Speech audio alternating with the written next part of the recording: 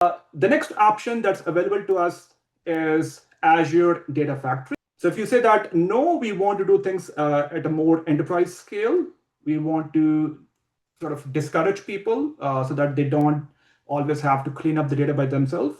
We want to clean up the data at the enterprise level and create a warehouse, lake houses, etc. So for that, we have this option called Azure Data Factory, which is actually sort of the new version of SSIS. Actually, it's not really just the new version, it's just the new modern way of doing things on cloud.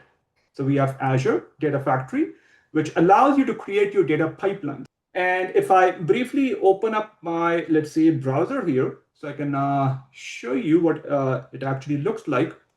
So here I have my Azure account, and I already have my Azure Data Factory instance created. If I open up this Azure Data Factory Studio, you will notice that here you're as a data engineer, you will be able to create your data pipeline. If I, let's say, open up my pipeline, or maybe a slightly more detailed one, probably just open up this one.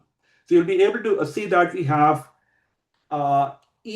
tracked data from different data sources, transformation, and load. You can choose to conditionally split your data. You can say you want to write data to multiple destinations based on some criteria, like maybe based on department name. You want to make sure that certain data, after cleaning it up, we write it to a different destination of our choice and whatnot.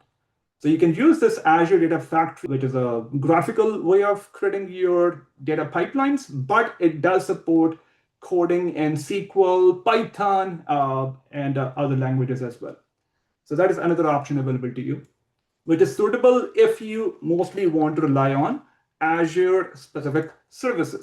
So maybe you already have the Azure Cloud Platform. So in that case, you can use this Azure Data Factory option.